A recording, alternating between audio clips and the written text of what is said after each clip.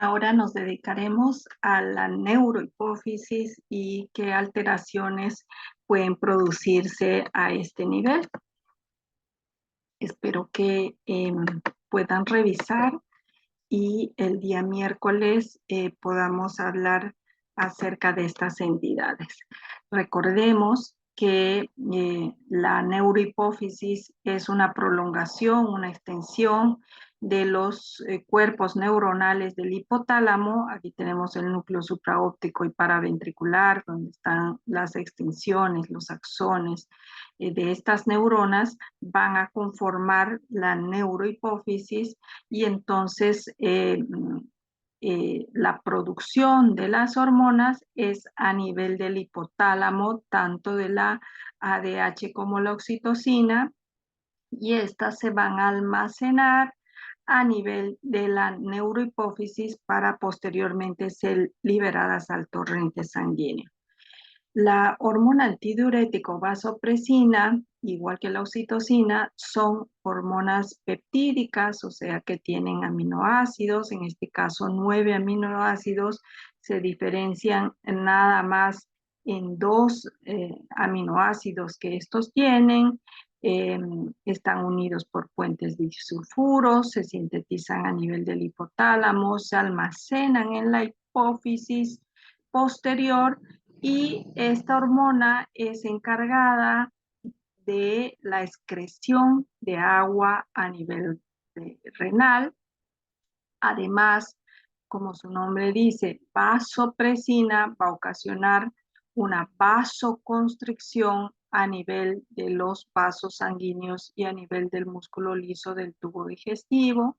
Además, induce la glucogenólisis hepática, haciendo que aumenten los valores de glucosa a nivel sanguíneo, aumenta o refuerza la secreción de la hormona adrenocorticotropina, aumentando la liberación a su vez del cortisol.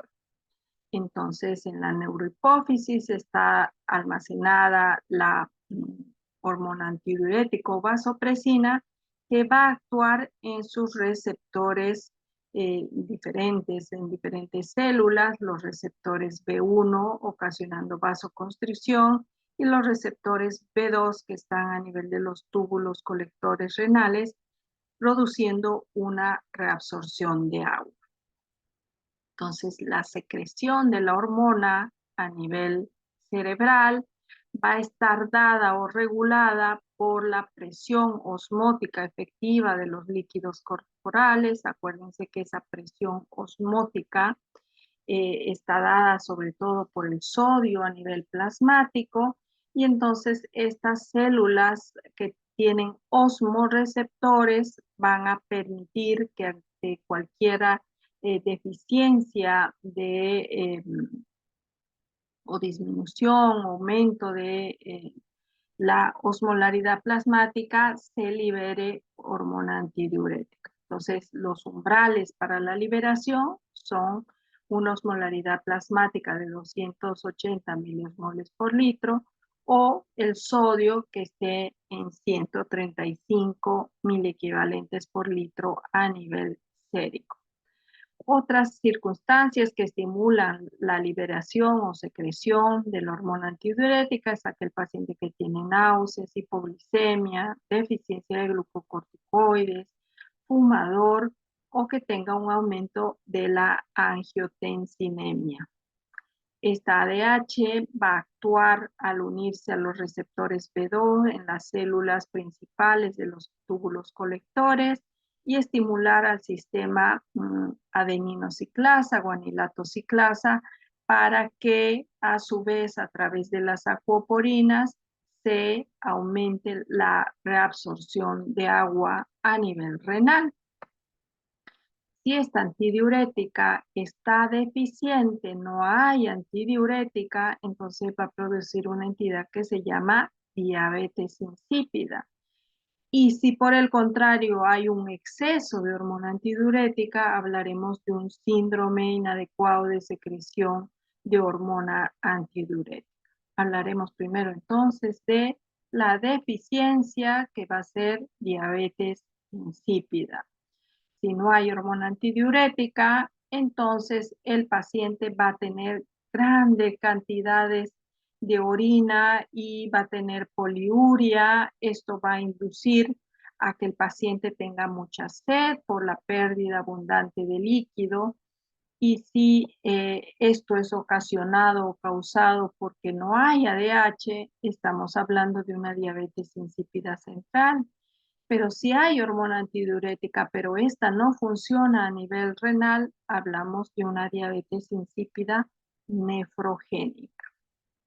Desde el punto de vista fisiopatológico, la diabetes insípida central se debe a defectos que existen en las neuronas secretoras o defectos en los receptores hipotalámicos. Y entonces así se pueden dar 4 situaciones.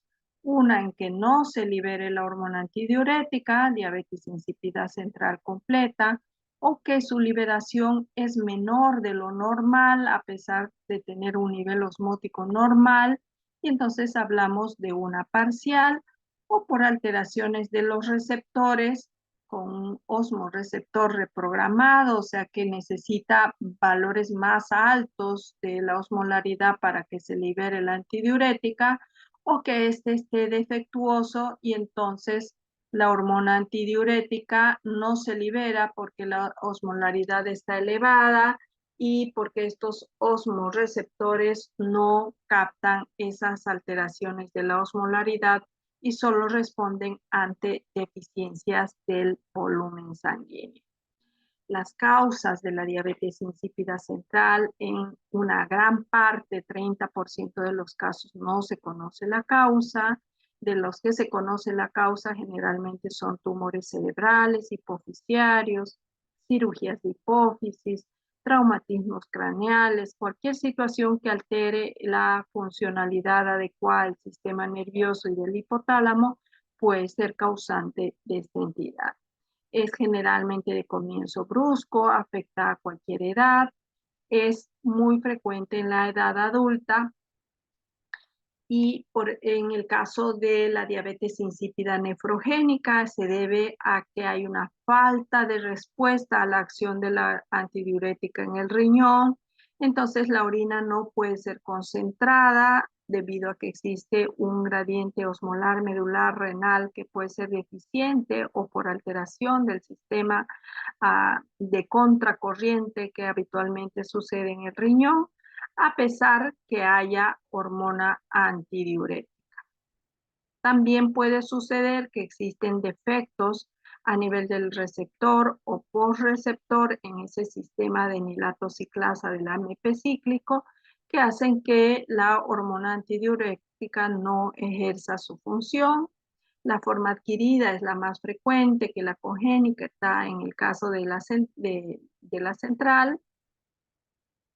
En la nefrogénica, entonces, es más frecuente la forma adquirida, repito, para que no queden confundidos.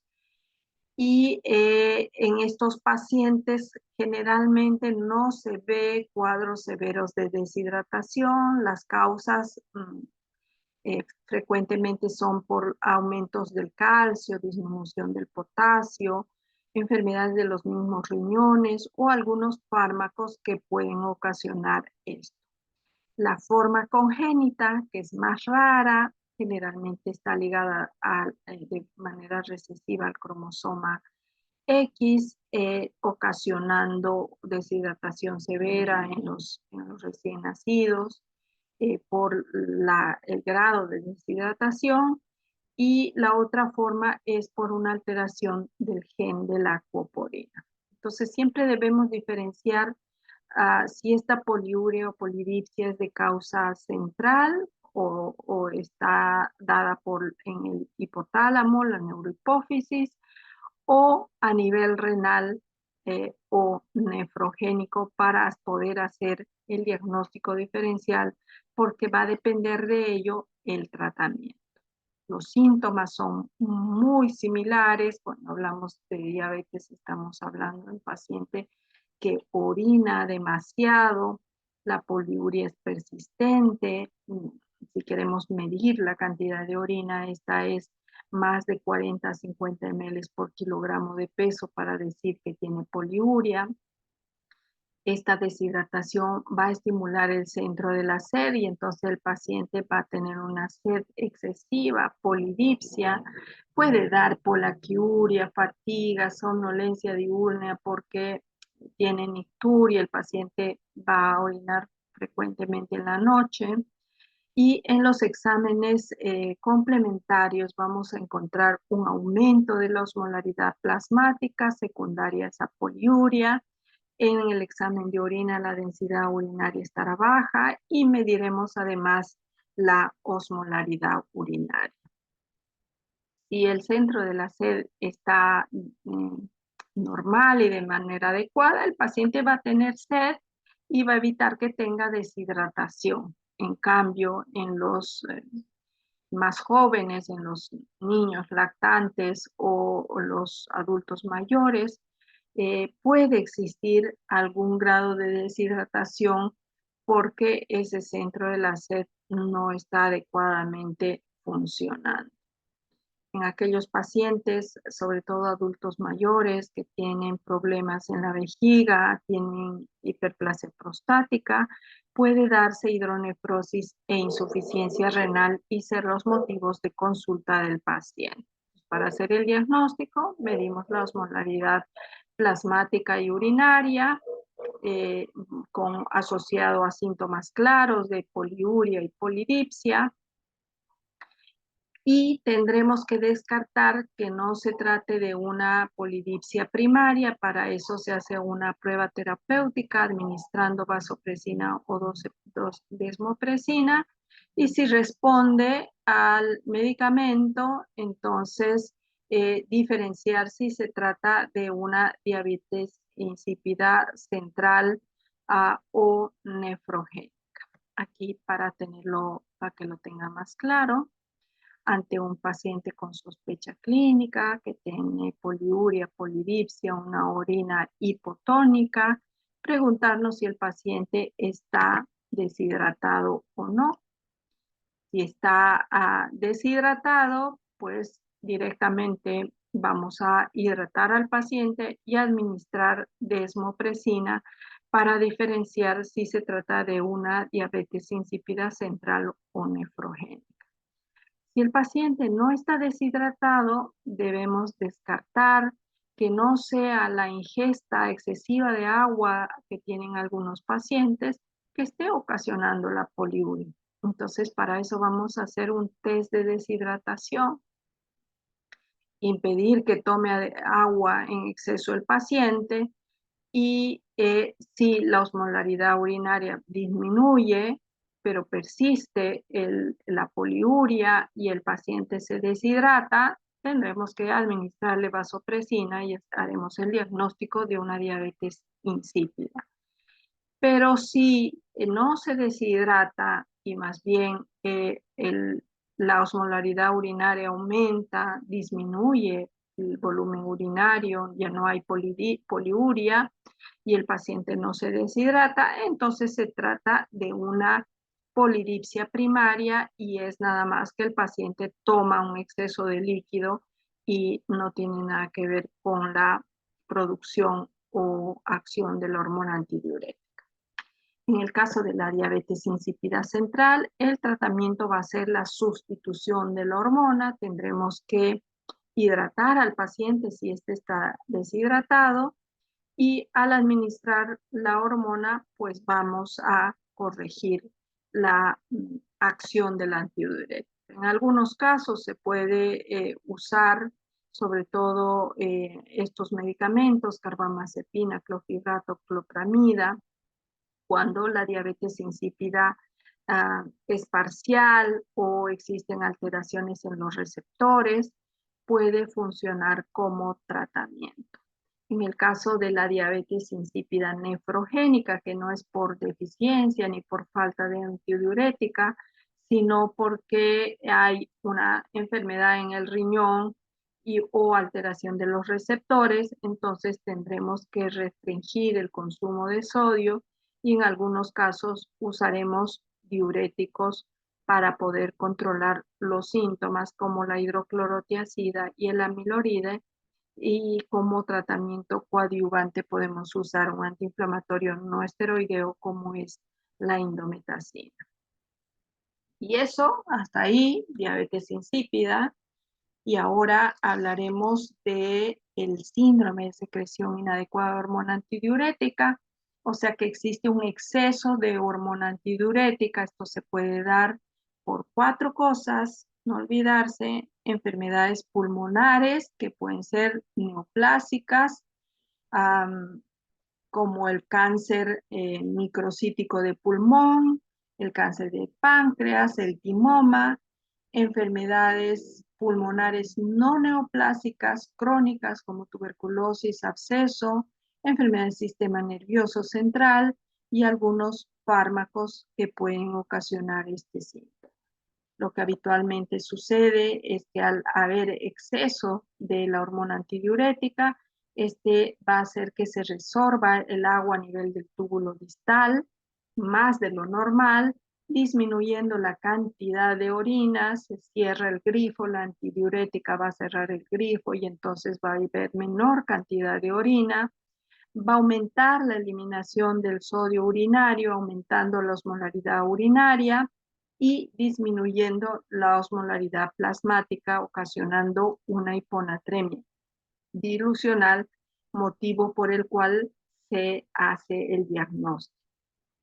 Entonces, el síntoma que tenga el paciente va a depender del sodio, el sodio a nivel plasmático. Si la deficiencia de sodio se da de manera súbita y es grave, menos de 120.000 equivalentes, van a haber síntomas del sistema nervioso central, ocasionando alteraciones del estado de conciencia y que pueden llegar a coma o convulsiones. Pero si es leve, esto va a ser progresivo, no hay muchas manifestaciones neurológicas, predominan síntomas digestivos como náuseas, vómitos, pérdida del apetito. La sospecha la vamos a hacer ante un cuadro de hiponatremia euvolémica. Entonces, la hiponatremia va a ocasionar una hipoosmolaridad plasmática y esto va a llevar a edema cerebral que va a ocasionar los síntomas neurológicos en nuestro paciente.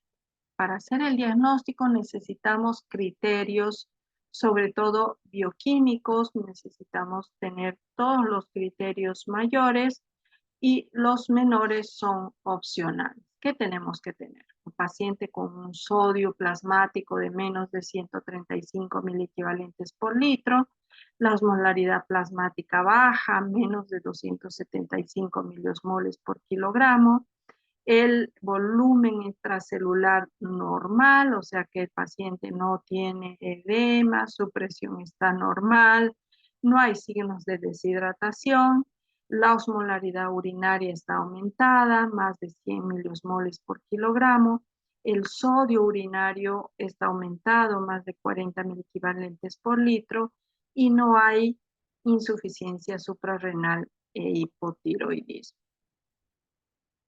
Pueden haber otras alteraciones en la química sanguínea, pero el diagnóstico lo vamos a hacer con los criterios de diagnóstico.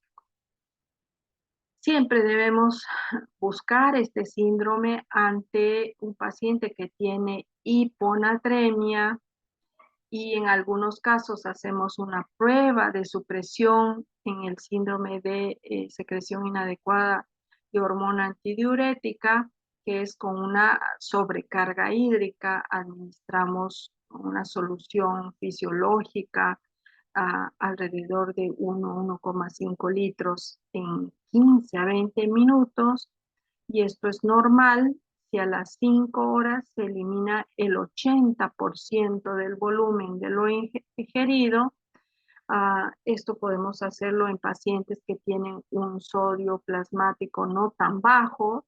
Si tuvieran un sodio de menos de 125.000 equivalentes, pues no podríamos hacer esta prueba de supresión de la hormona antidiurética. Entonces el tratamiento va a depender de cuál es la causa de la producción en exceso de hormona antidiurética. ¿Es un tumor? ¿Es una infección? ¿Fue un trauma intracraneal? Entonces, dependiendo de la causa, será el tratamiento etiológico. El tratamiento sintomático, si el paciente tiene síntomas, veremos si hacemos de manera urgente o de manera conservadora, sin desesperarse mucho por el hallazgo del sodio bajo. Urgente es cuando el sodio esté muy bajo, menos de 125 milicavalentes, y ocasione síntomas del sistema nervioso central. Si el paciente está asintomático y el sodio es más de 125, lo único que vamos a hacer es restricción hídrica de 500 a 1000 ml de líquido en 24 horas. Entonces, no olvidarse que debemos buscar las causas de hiponatremia, y una de las causas importantes de hiponatremia en un paciente que no está deshidratado y que no tiene deshidratación y que no está hipervolémico, no hay demasiado volumen extracelular, no tiene ascitis, no tiene derrame pleural, no tiene edemas, entonces tendremos una hiponatremia euvolémica, sospecharemos de una secreción inadecuada de hormona antidiurética, y lo siguiente será para el tratamiento ver si tiene síntomas o no tiene síntomas.